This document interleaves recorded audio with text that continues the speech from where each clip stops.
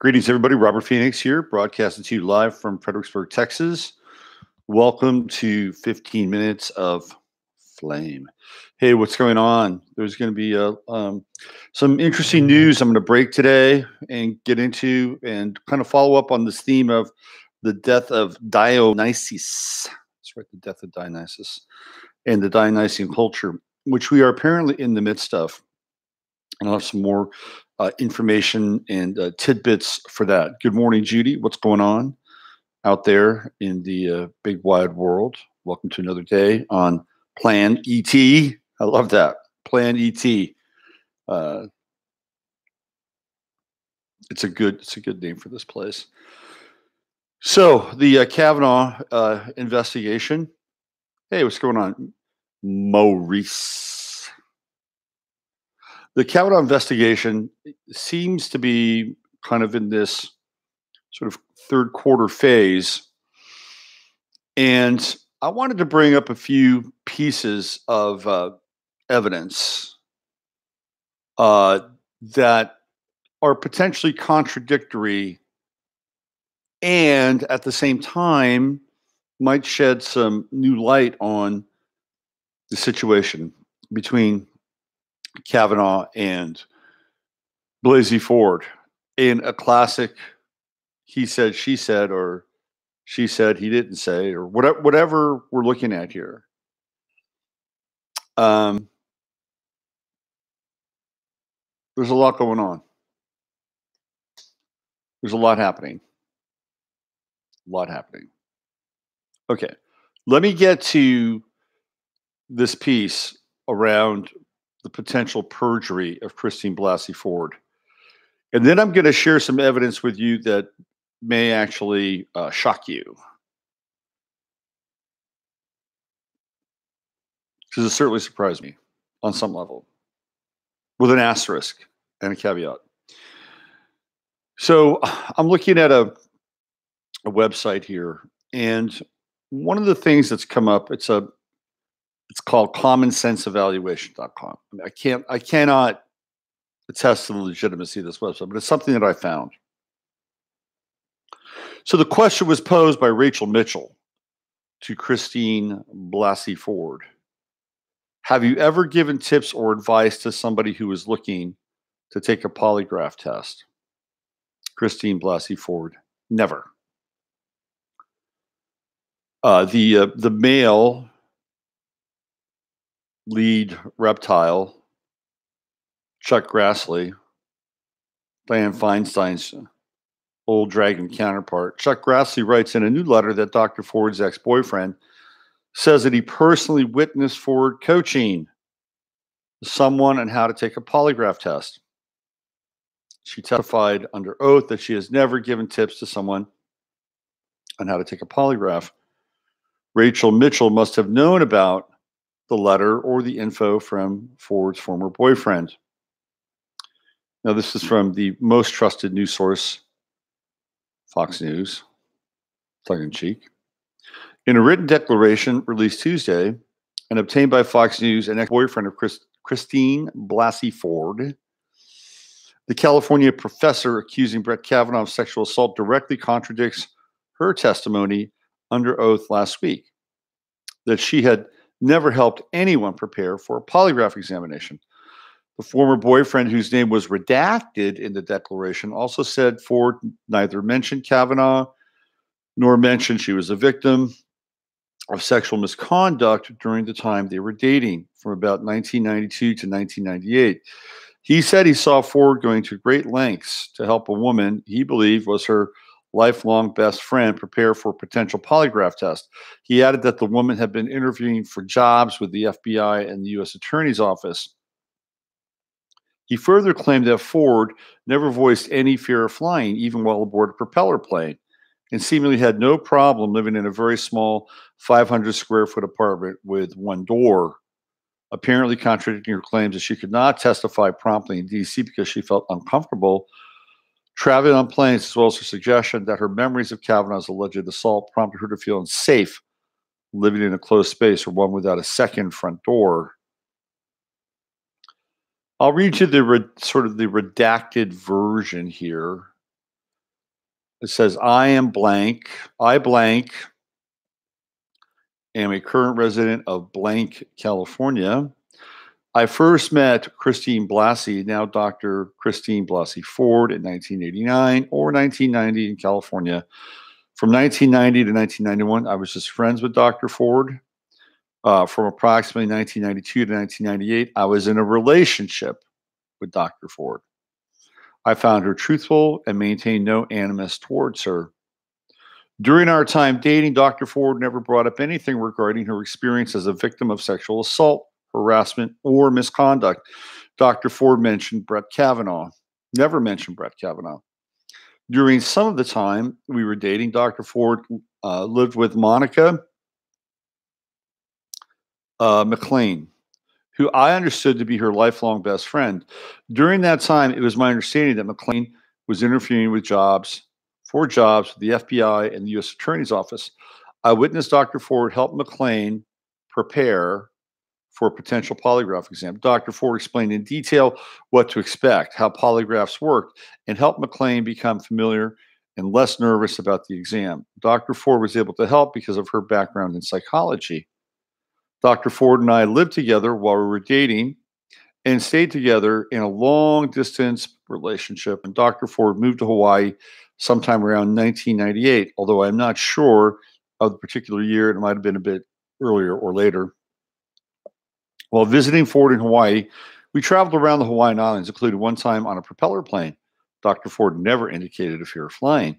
To the best of my recollection, Dr. Ford never expressed a fear of close quarters, tight spaces, or places with only one exit. I assisted Dr. Ford with finding a place to live in blank, California. She ended up living in a very small 500 square foot house with one door. Despite trying to maintain a long distance relationship, I ended the relationship once I discovered that Dr. Ford was unfaithful while living in Hawaii. After the breakup, I took her off the credit card we shared, but nearly 1 year later, I noticed Dr. Ford had been charging the card and charged about $600 worth of merchandise. When confronted, Dr. Ford said she did not use the card, but later admitted to use after I threatened to involve fraud prevention. I didn't speak to Ford again until about 2002, when she contacted me briefly. After that, I hadn't thought much about her until I saw her story in the Washington Post on Sunday, September 16th, 2018. I do not want to become involved in this process or current investigation, but wanted to be truthful about what I know. Signed blank, 10/2/2018. So that came in just yesterday. And if that's true, then it does contradict her statement about the polygraph, which means that she's perjured herself. Now, will this be admitted as evidence? Will she be able to be brought again before the Senate Judiciary Committee and be cross-examined for this? Well, the answer to that obviously is no, because that train has moved on. It's done. So there's some credibility issues with Christine Blasey Ford. We've already gone into her background, and I've connected numerous dots with her background. And it looks pretty clear to me that she is connected to an MK Ultra family lineage, with her father being connected to the CIA as a banker, and as a banker who had a relationship with Nicholas Deek, who was killed by a woman named Lois. This is sounding so bizarre, isn't it?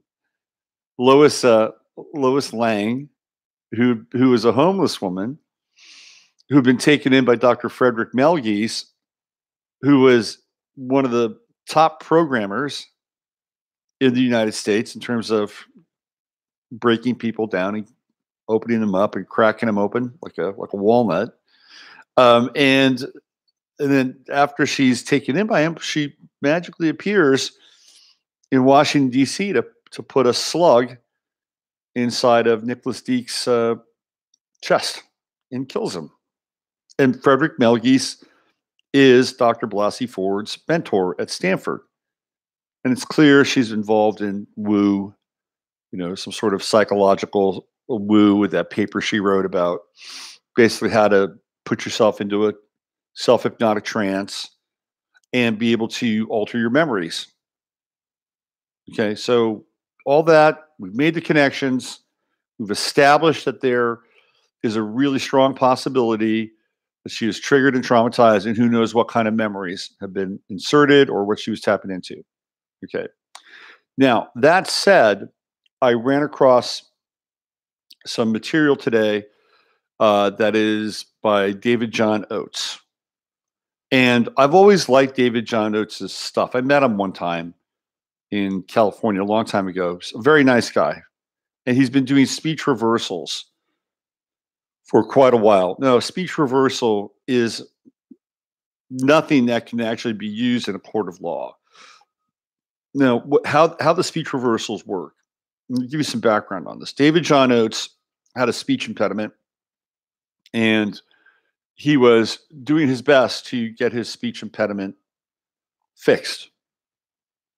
So what he would do is he would talk into his tape recorder, and he would had a reverse speech button. He could go back and listen to what he said and listen to it backwards. He was trying to get into his subconscious and fix how he could communicate and talk with the world. You can still hear that speech impediment every now and then, but he did a really good, remarkable job of being able to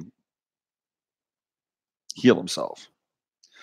And I've always found that his reversals are pretty interesting. And if we go back and listen to some of the stuff he did with Trump during the primaries, his reversals indicated that Trump was congruent, that he had his subconscious in place. Because how the reverse speech works is that when somebody says something, he'll take a large chunk of what he's saying or person is saying and then play it backwards. And apparently there is an underlying message that is revealed, and you can hear it. It's like backwards masking. And some of the speech reversals are actually pretty clear. Some of them are more cryptic. Some of them are less clear. And I think he has to really go through and sort of extract the ones that have a certain amount of meaning. So it's a really interesting concept that by reversing the speech, what we're really getting is we're really getting the uncut version of what a person is saying. So that said, I just listened to his reverse speech on Blasey Ford and Brett Kavanaugh. And what's interesting is that every single reverse speech that he did with Blasey Ford is congruent with her testimony. That indeed she was raped, that she did have a traumatic experience, and she feels horrible because of it. So what we're here to do, or at least what I'm here to do, is I'm here to stay as aligned with the truth as possible. I tried my best not to be biased on one side or the other, although I will say that there are certain modalities that one side has versus the other side that I'm not that fond of. I'm not fond of the histrionic emotional protestations of the left and the progressive side, because I think a lot of it is just completely based on lunacy and sour grapes and not really anything having to do with some latent form of patriotism and standing up for rights, because if that was the case, I would have done it a long time ago. It's a last minute madness and it's reactive. But that said, when I've listened to Oates before, there are things I said, okay, this makes sense. So I have to take this seriously. Now, here's where it gets cloudy. If indeed Christine Blasey Ford has a background of being connected to Melgis and potentially other levels and forms of programming, can we even trust her reverse speech? This is a very difficult thing to untangle. So I'm bringing this up because it's noteworthy. And if something grabs my attention and it needs to be addressed, I'm going to address it. Because this is the way sort of this operation works for me and here. Now, that said, he did the same thing with Kavanaugh, and the reverse speech hints at the fact that Kavanaugh might have participated in this but has no memory of it. Oh, hello. So did he black out? Is that what happened? Or, and this is what Emily and I were talking about yesterday, are they both the byproduct of a small group and system located in the absolute heartbeat of the intelligence community, Washington, D.C.? In Bethesda, Maryland, you have naval intelligence. In Langley, Virginia, you have CIA intelligence, and they're all within a very, very small circumference of miles. That is the heartbeat of intelligence for this country. It's right there. So this is where they grew up, and both of them grew up with ties into blue blood families. One, of course, and it allowed our friend Mr. Kavanaugh to attend Harvard, get a blue blood education. So this is something we have to think about. And we also have to sort things out and untangle them. Because if indeed David John Oates' speech reversals are true, then this is something that we need to pay attention to. But we have to pay attention to it under this rubric of, can we even trust their memories? And if indeed it did happen it happen in a way that Blasey Ford can actually recall? I mean, the whole thing is very murky. It's quite murky, but I'll tell you what's emerging here. And this is something to really pay attention to. Now, astrologically, and I've gotten into this before, when you look at Brett Kavanaugh's chart, and I've talked about square to Neptune quite a bit on this program and my other show. And whenever there is a square to Neptune with a planet, that planet is compromised. And there is a deficiency with that planet, because the Neptune square is an indication that whatever kind of energy or integrity that planet would have, it is being cleaved. And it literally bleeds. And it leaks. So he has two major afflictions with Neptune. The first is the Mercury-Neptune square, which I've talked about, again, quite frequently. In most indications or most indicators with the Mercury-Neptune square, people tend to exaggerate or they outright lie with a Mercury-Neptune square. Now, does that mean that they are damned for life because of it? No. If you have a Mercury-Neptune square, what do? Well, if you know that you have an issue with telling the truth, well, you're not doomed by it, but you have to really engage in a rigorous self-examination of how you are able to share information and what level can you live with yourself. It's about integrity and reestablishing how you communicate. And that's very, very difficult. And in many cases, if a person is involved in some form of substance abuse, especially if it's alcohol, we're talking about Neptune here, that process can be quite challenging. Quite challenging. So in order for that person to address the fact that they have an issue or problem with truth, or the exaggeration of facts and statement of thereof, that they probably have to give up drinking alcohol or have give up any kind of relationship with drugs in general. Okay, this is an important thing to understand and know. If you look at Donald Trump, he has that Mercury-Neptune square, which I've talked about. And I talked about a long time ago. And one of the things you get with Trump is you get the over-exaggeration. Awesome. great. And I talked about this as his byproduct of his training with Norman Vincent Peale, who wrote the book, The Power of Positive Thinking, right? Is that right?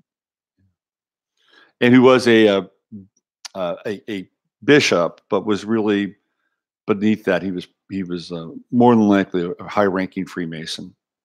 And this is one of Trump's mentors.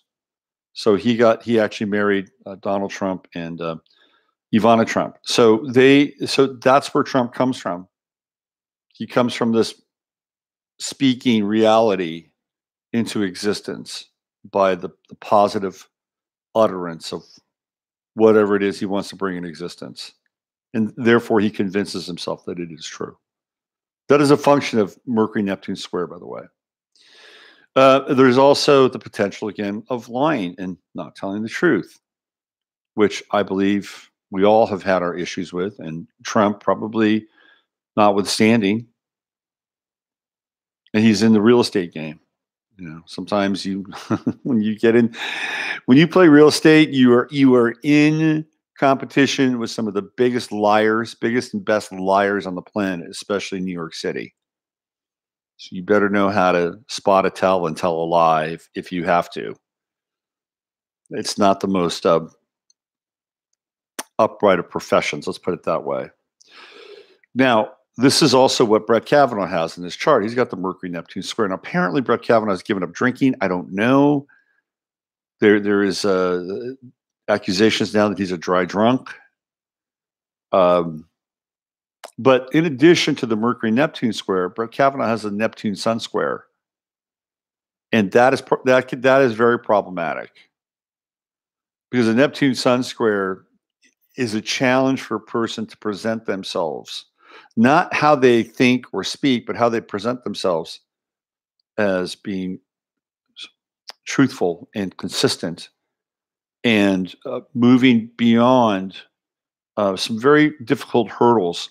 And in fact, I'm very surprised in some ways at the level of his success due to his Sun-Neptune square. In many cases, people who have Sun-Neptune squares can be quite delusional. They can also have very, very difficult issues with their self-esteem and identity. Often they play the role of a victim or a martyr. In this case, he certainly comes across to some extent as being a victim. He's a victim of a conspiracy by the left. She's a victim of Brett Kavanaugh. So we're seeing a lot of victimization. Again, this is congruent with where we are with Chiron and Pisces. Actually, Chiron and Aries moving back into Pisces and Neptune in Pisces. So this is a really interesting situation we have here. Now, I did look at Brett Kavanaugh's South Node, which is in Sagittarius, and I said yesterday that this man is not really fit for law. Because when you get into the South Node, that's an area that you don't want to spend a lot of time in. You don't want to dwell in. That's where you've been before. He's acting out something he's done in a prior lifetime. This is not what he's supposed to be doing. And perhaps this ties into the Sun-Neptune square. That really what Brett Kavanaugh should have been, who knows, maybe a sports journalist. I don't know. But it feels to me very much like somebody, if he's a Capricorn rising, which I kind of put him at with that chart that I did, that this would be something that would have been part of his family. And indeed it is, because his mother is a judge. And maybe this is not what Brett Kavanaugh wanted. And therein might have been the genesis of his drinking. And I believe based on his chart that he was a drinker and a hard drinker. Anytime you get into Neptune squares, you get into issues with substance abuse and addiction. Now we have so many varieties of substance abuse and addiction. Mars Neptune squares can have a very similar effect, but it can be with social media, by the way.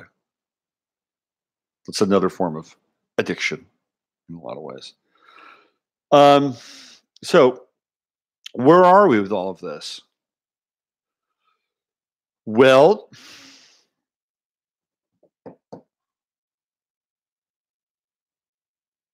I think Trump fucked up. I think Trump chose the wrong person to be quite honest. I don't like his ties with the Bush family. I don't like his ties with the Bush family through his wife. And I don't understand why Trump would want to appoint somebody who is so closely tied and allied with that family. I don't get it, except for the fact that I think Trump is being told what to do in terms of who he appoints and a lot of his, especially a lot of his foreign policy. I was going to do a show today on the free thinkers. I got to push that off. I have to push.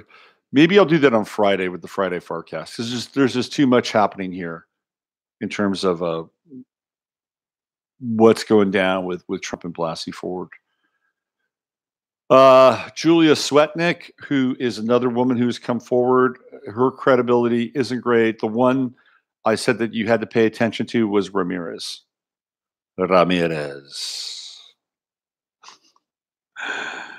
Ramirez, that's Sean Connery's character in The Highlander.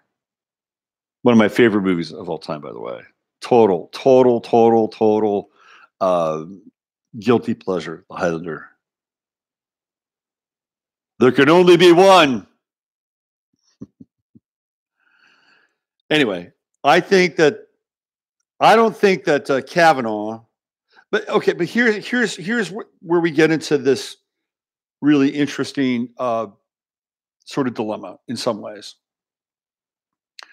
Because I talked about this as being the shredding of the Dionysic culture. And it's really revolving and de-evolving now into Kavanaugh's relationship with alcohol. And we are in the season of Bacchus. We are in the season of Dionysus. It is the season of harvest. It is the season of Oktoberfest, the festival of Dionysus and Bacchus. And so what we're seeing now is a ritual. But it is a death ritual of the Dionysian culture, which I talked about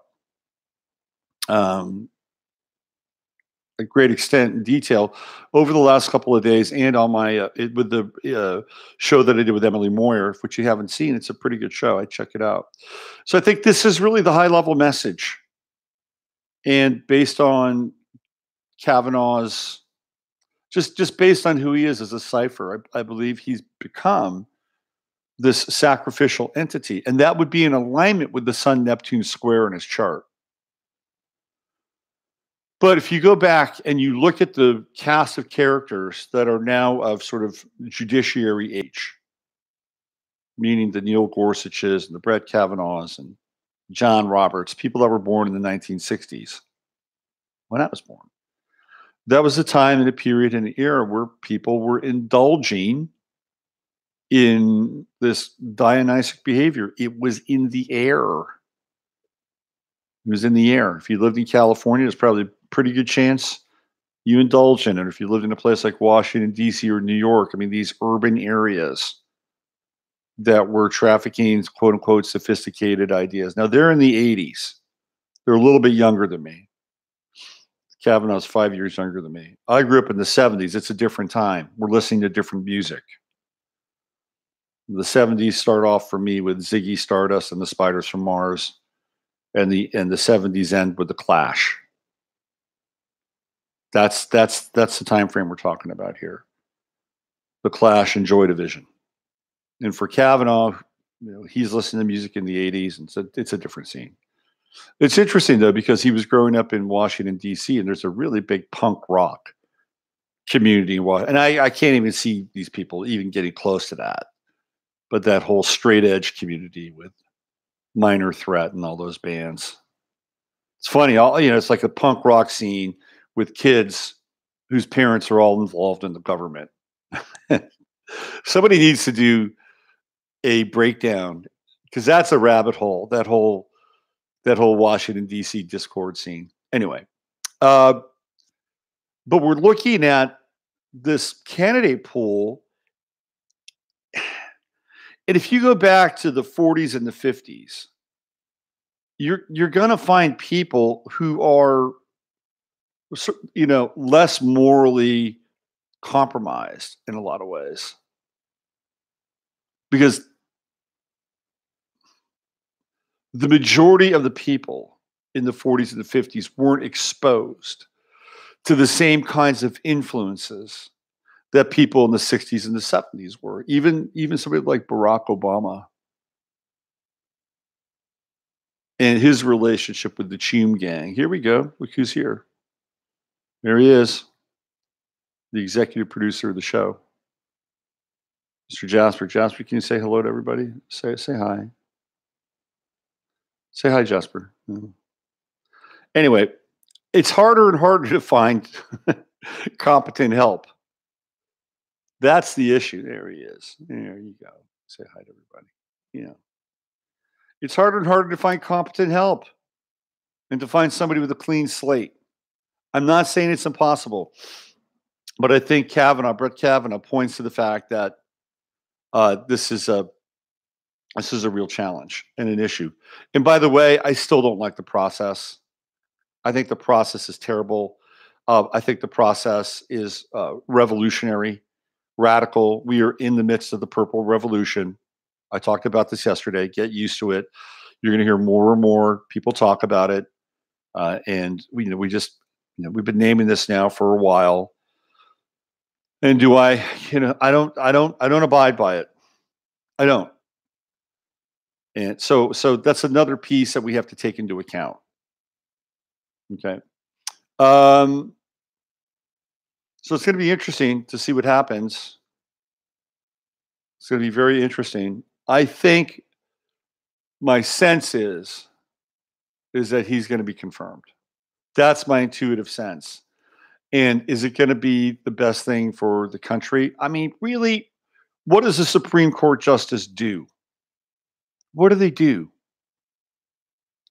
They rule on matters, and they're one of 9. And is he a swing vote? I don't know. People were scared shitless about John Roberts when he was brought in. But of course, he was the deciding vote on Obamacare, and that's exactly why he was brought in. I mean, the Supreme Court does not rule the country. It does not rule the world. It rules on certain matters. And would it rule on R.V. Wade? Maybe. I don't think R.V. Wade will ever get overturned. I'm telling you right now. It won't get overturned, and especially with Trump and his liberal activist daughter. It won't get overturned. Can you get this fly, Jasper? Can you get this fly?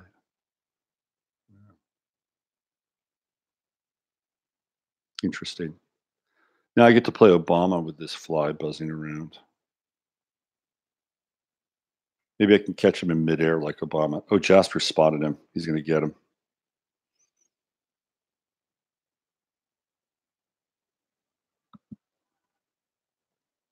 Get him, Jasper. Get him. Anyway, this is going to be interesting. I think he's going to be confirmed, and I think it's going to be a problem. That's my 2 cents. But I don't think he's going to be any more of a problem than any of these other judges. People say, well, he's not fit to be a judge. Well, whatever. Who is fit to be a judge these days? That's my 2 cents. All right.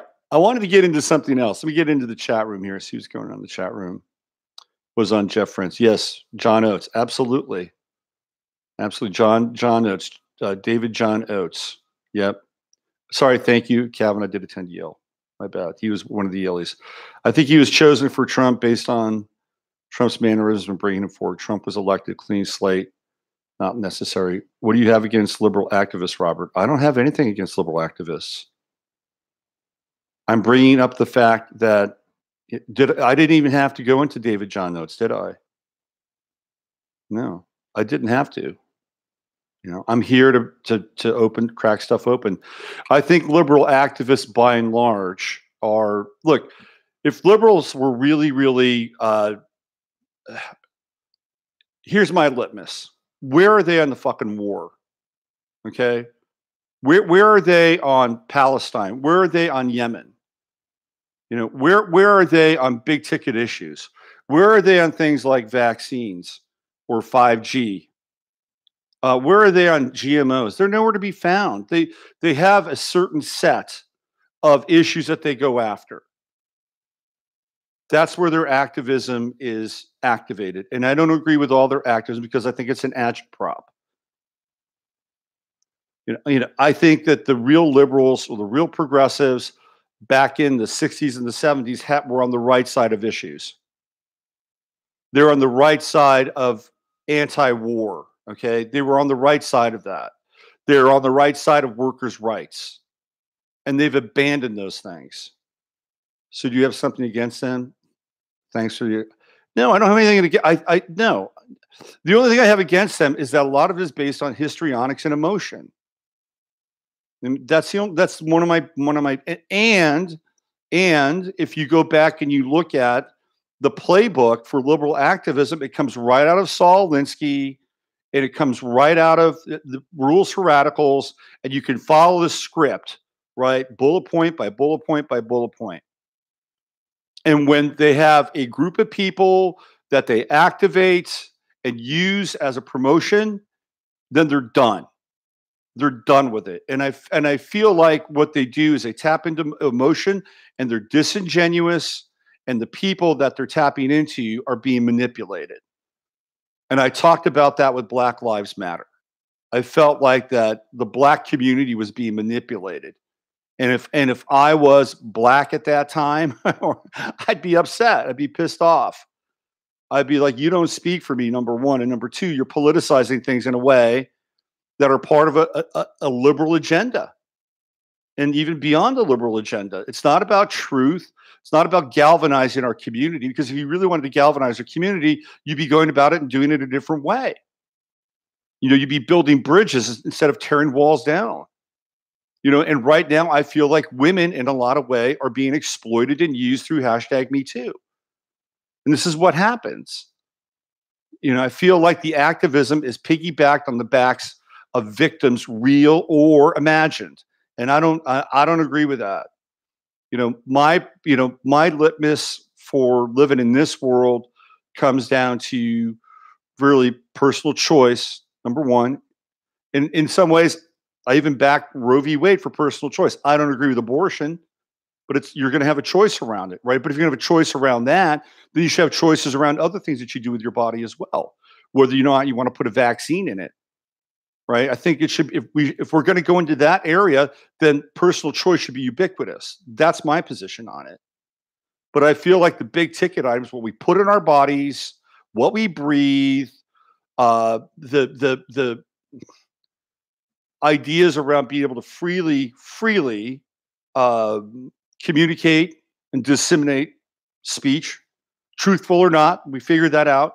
These are areas that I feel like are completely and utterly not even addressed by the left.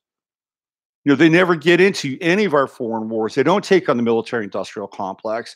They don't look at budgets like that. It's become personal, histrionic, and uses martyrs and victims in order to create energy to have an agenda. Now, the right, on the other hand, is just as complicit. The right just rubber stamps the military-industrial complex. The right just went ahead and basically said, okay, well, we're going to fund Planned Parenthood, even though they like to stomp their feet and say, oh, this is wrong. No, it's bullshit. They're completely complicit. They're completely complicit with any war, because theoretically it's good for the security of our country, which is a bunch of horse shit. They don't come out against the same things that I'm talking about, because in many instances, people on the right, in the deep right, are related to big business and corporations.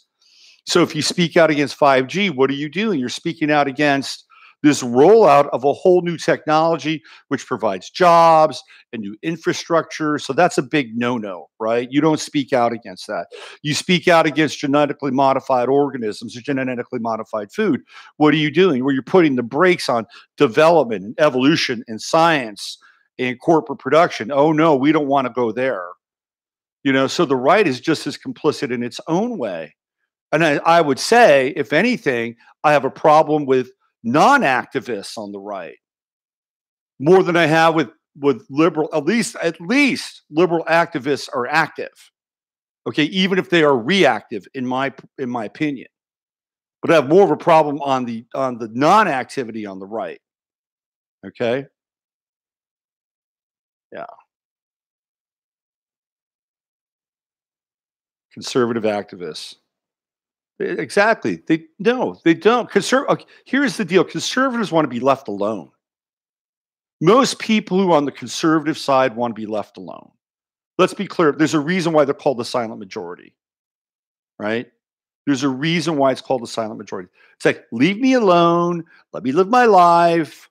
Let me be free to make my few choices that I think I have, and just leave me the fuck alone. They're not involved in activism. It is a different psychology. It is a different part of the human experience. They're going to go to work. They're going to do their thing. They're going to try their best to raise a family. They're going to have sort of this commensurate level of values. And please leave me alone. Let me go to my church. Let me watch my football games, whatever that is. Activism is not part of the genetic code of being a conservative.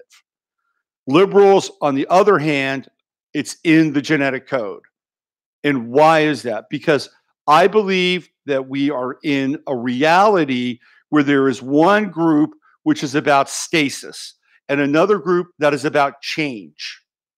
And it is through the commingling of order and chaos that this world that we live in is created. This is what happens. But when one side gets out of balance, if there is more chaos than there is order, then we're in for a shift. And if the chaos is consistent and over a period of time, trying to overthrow that order, which is what we're seeing now, things become far less definable. And reality as we know it becomes less tenable. And as a result of that, people are more fretful, more fearful. They want to defend their boundaries. And those things, by the way, are actually valid points of view. They're valid responses.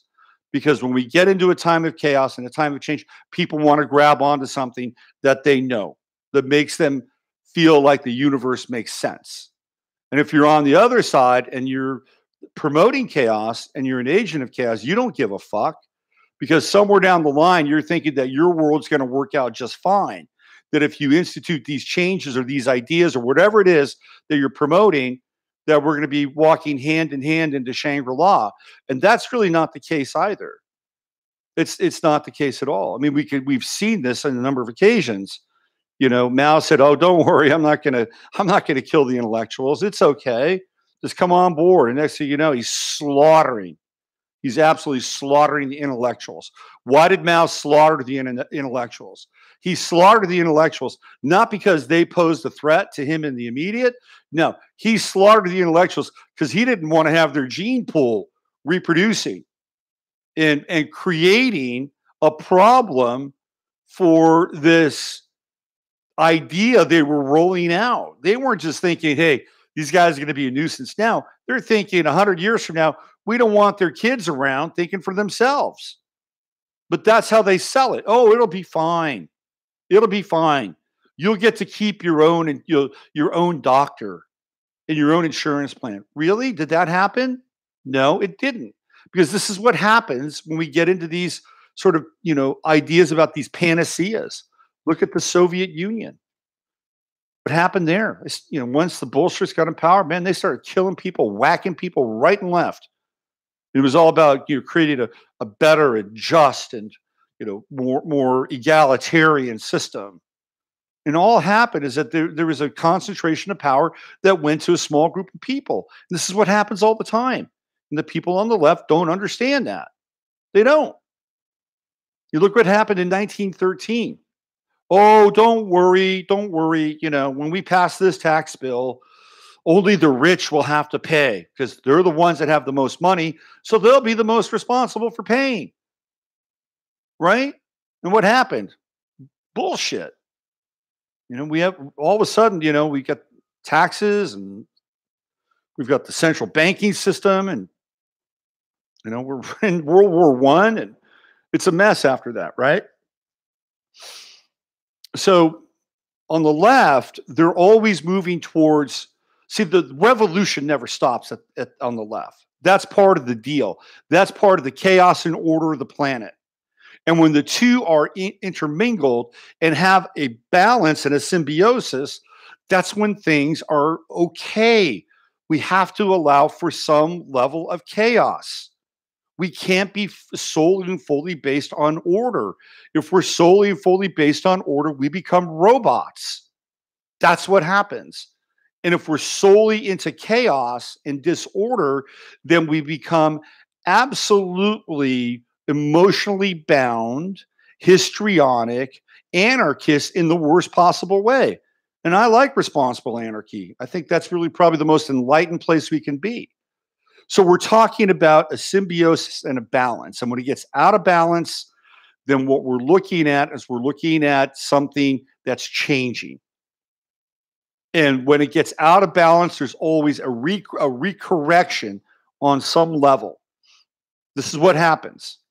So if we look at, and we can go through history, I can do the cyclical history game. And there's one era, and then there's another era that corrects over that era, and then the next era corrects over that. It happens all the time. All the time. So if we're in a place of extreme chaos and imbalance, guess what happens? It comes over the top, extreme order. So right now we're in this field. It's a torsion field. And we're trying to sort things out. And what happens, and I've talked about this before, is that there is a thing called the pincer effect. And it is a military strategy where people are basically squeezed and you have to choose one side or the other side. And quite frankly, the way that these sides are presented, drawn up, and institutionalized, I have no use for either of them at a high level. But what I will say is that there are things on the right about free speech, breaking down political correctness that I actually am into. I want less government. I want more free speech.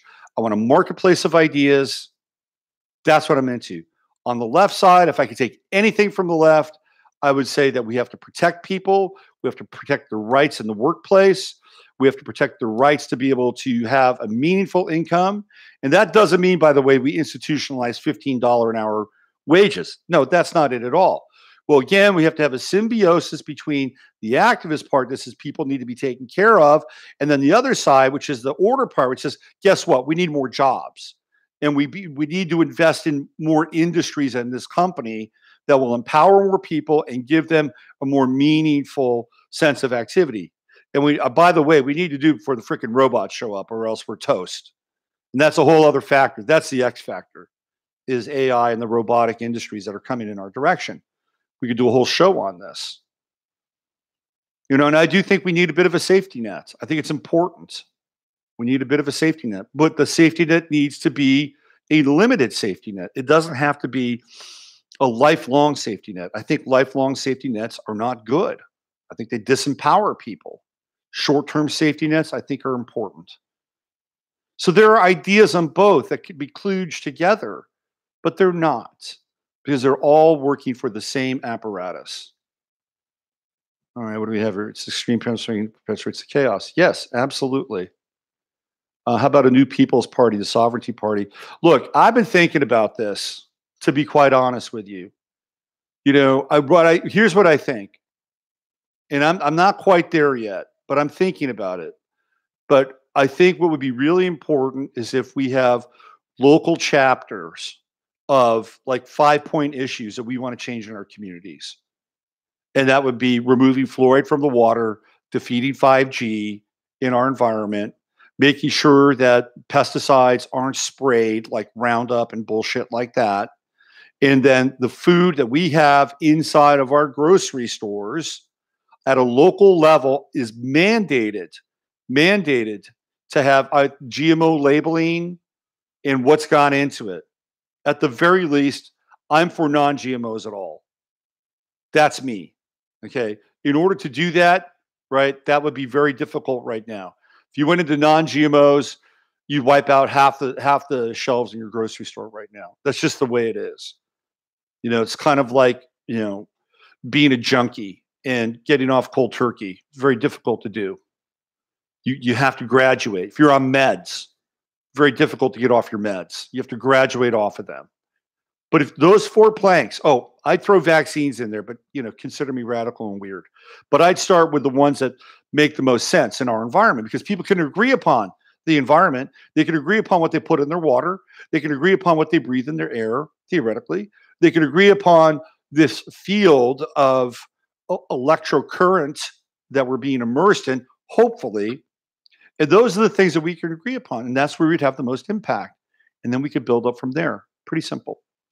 No, not press. Local sheriff. I don't even want to be a local sheriff. I don't want to hold any office. I like being fallible. I like being fallible. Are we at the period of time where the pendulum stops for a period before returning downward motion? Right now, we are in a clash of not just ideologies, but the spirit and the will. And this is where we are right now, because we're trying to. There's a really good book called The Right Use of Will, which I've talked about before in the show. And there are a number of editions of The Right Use of Will. And I recommend the first one, because in the first book, it talks about this notion of the spirit and the will. It's very interesting. It's very interesting. And it talks about how we're working this out over the course of this sort of cycle that we call reality on this planet. And we've been working this out for a long period of time. So if indeed we are headed towards what I believe is a more Apollonian model, and I think we are, I've been thinking a lot more about this, but I also feel like we could hopefully create some kind of symbiosis between the two. And I was thinking about Kanye West and his Gemini programming, which is a total trip, right? Like, he's become a different person. Of course, he's a Gemini. And, he went through that period where who knows what happened? Electroshock therapy, reprogramming, I don't know. Kanye's a person who's been hit by extreme kinds of, periods in his life. He had a near-death experience.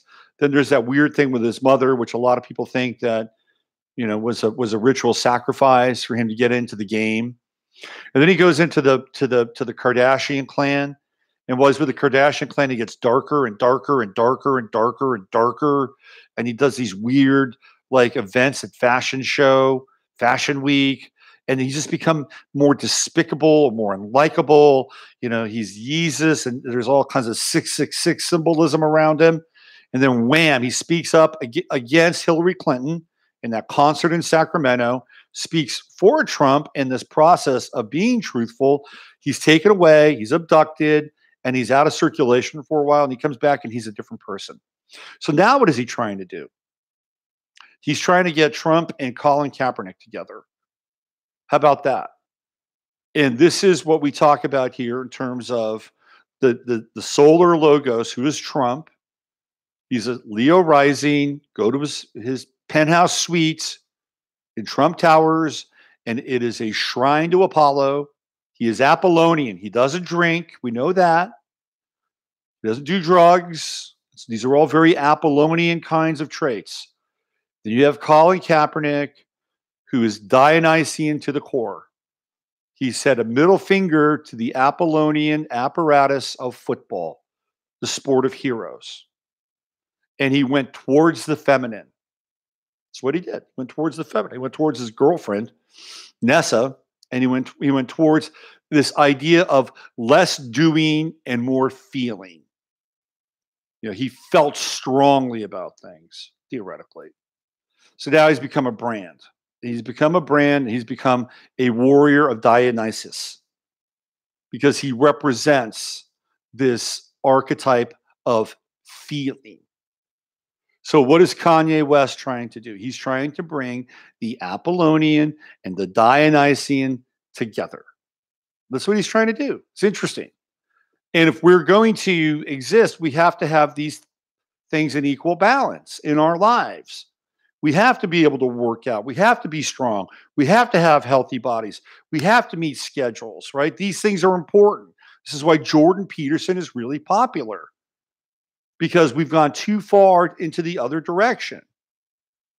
But at the same time, we can't become fascistic robots. We have to have latitude. and things that resonate with intuition and instinct and feeling and having compassion and having empathy. And what's happened is we've had this really massive bicameral split. And it's not just about the left and the right, but it's about who we are as integrated individuals. And that's the biggest challenge. So the inner or the outer is supposed to reflect the inner, and the macro is supposed to reflect the micro. So if you want to bring the world back into balance, bring your life back into balance, have equal parts activity, equal parts reflection. Sometimes you got to be more active. I get it. Maybe you have to pay off a debt or whatever. You got to be more Apollonian and more Yang, whatever. So you work extra hours, you do whatever. But that period ends, and there comes a time where you can have more repose and bring things. I get it. Or there are times when you're sick and you're ill and you can't work. And so when you're down, you're actually thinking and feeling more about your life conditions and circumstances. Or you get laid off or whatever that is. So life does have its own influence in terms of how these things go. But that's where we are. So and I don't know how it's gonna. I mean, if you look at where the nodes are, we've gone through a period where the true node has been in Leo, which is very Apollonian, and then the South node, which has been in Aquarius. Like, look at the difference between Joe Rogan and Alex Jones. They are born 180 degrees apart. Joe Rogan is born on August 11th, Alex Jones on February 11th. And Joe Rogan represents this Apollonian persona, this archetype, right? He's all about working out, meat diets, and we talked about this, Emily and I. And where did Alex Jones go into? He basically sort of wandered off into the camp of being a lunatic.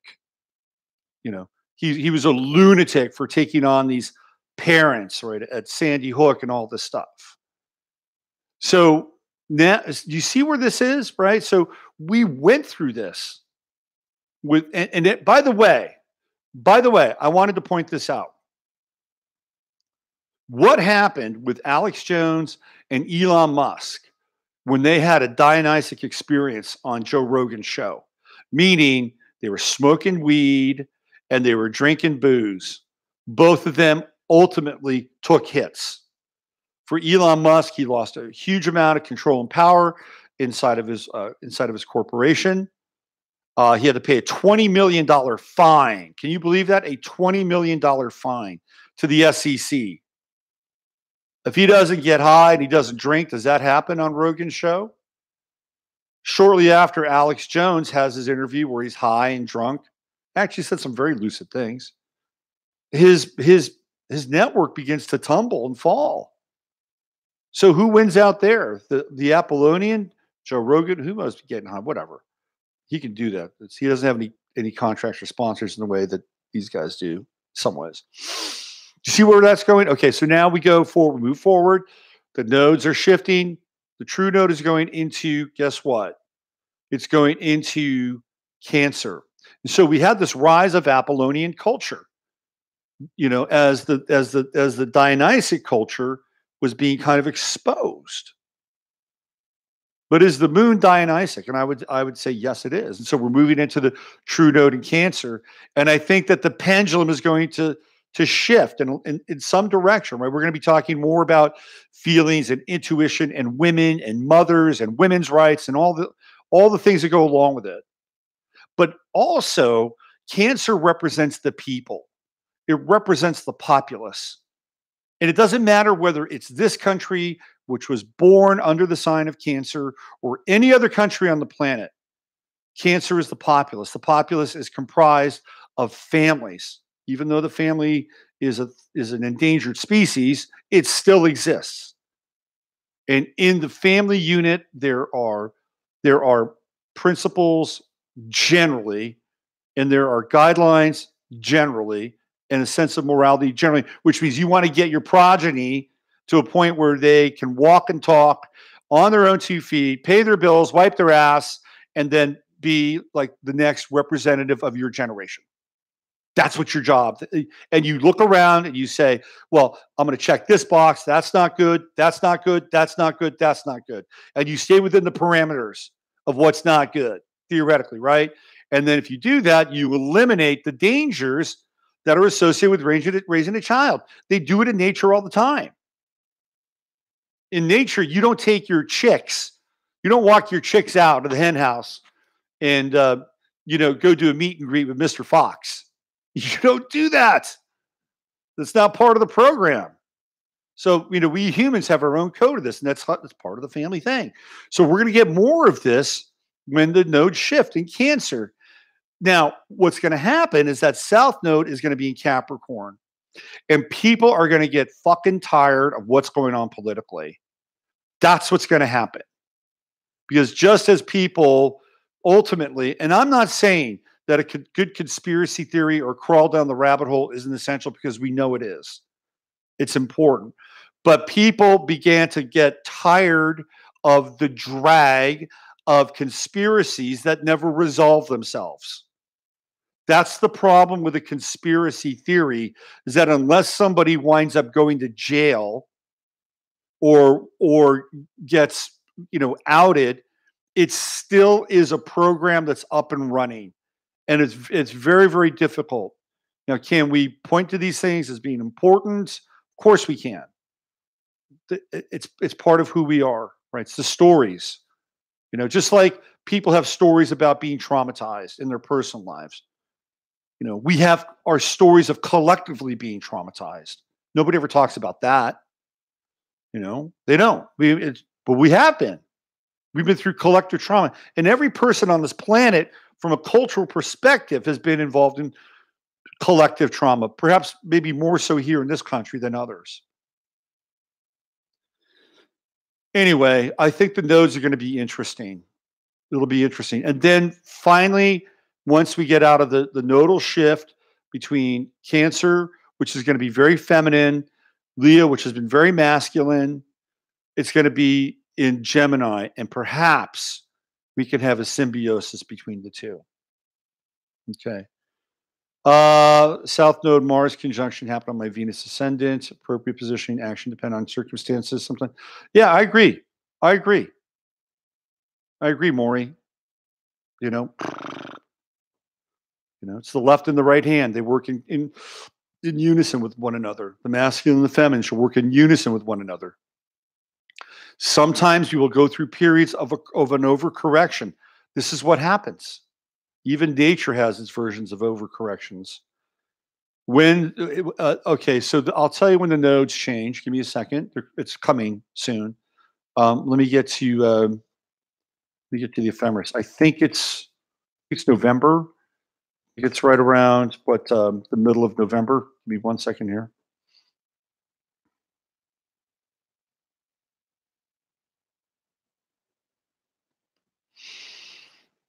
Okay, so the nodes, they will change.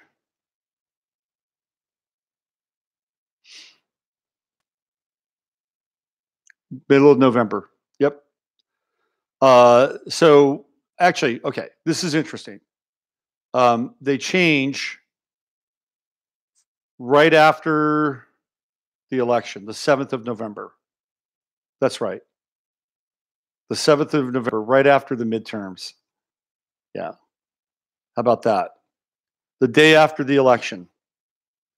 It's interesting because when Trump was elected on the 9th of November 2016, Mars was at 29 degrees, getting ready to move into Pisces. And here we have the nodes at 29 degrees. At actually 0, because the move backwards. 0, Leo moving into 29 Cancer. I mean, they move forwards. Everything else moves backwards. So circle 11/7 on your calendar. That's going to be a very interesting day. A lot of emotion is going to be present. A lot of emotion. All right, let me get back into the old chat room here, see where we are. Yes, there we go. All right. Hey, we got 36 people in the chat room. We're growing this thing. If you like these morning missives that I bring, tell your friends about it and have them sign up. Come on, subscribe, hit that bell, all that stuff. A couple of pieces of business. Heather Eel and I are doing a webinar on the 20th of October. I'm going to have that information up on my website today. I'm going to have it up on Facebook. Heather already has it. It's going to be about the astrological aspects for the year ahead. You don't want to miss it. It's going to be a great webinar. And Heather and I are a dynamic duo. And a lot of you have seen us together when we do our videos can attest to that. So we're actually going to be doing a video tomorrow. Let's see. Yeah, tomorrow. We always get together on the new moon and we do videos together, which is a really cool thing. All right, I'm going to get on out of here. Friday, I will get into. So here's what we're going to talk about on Friday. So I'm going to get into the inception of this place that I'm living in, which is called Fredericksburg, Texas, and it was an effort by a group of people to establish a free thinking community. And I'm going to use what's happening with Tim Berners-Lee in his latest evolution of the internet. I'm going to try to bounce the two of them off one another and see where we go with it. Okay. All right. Hey, thanks for coming out today. Keep your eyes peeled on what's happening. Again, I wanted to share the information with you about Kavanaugh based on John David Oates' reverse speech. I think it's very interesting. It's very congruent. We get into murky waters around programming, but I will say that probably Brett Kavanaugh winds up on the Supreme Court for a while. He may not make it. We're moving into Venus retrograde, and any kinds of agreements made during Venus retrograde, just like a Mercury retrograde, are not long-standing, that they're on shaky ground and due to revision at some point in time in the future. Keep that in mind. Okay. Take good care, everybody. I'll be back tomorrow with more 15 Minutes of Flame. How about that? See ya.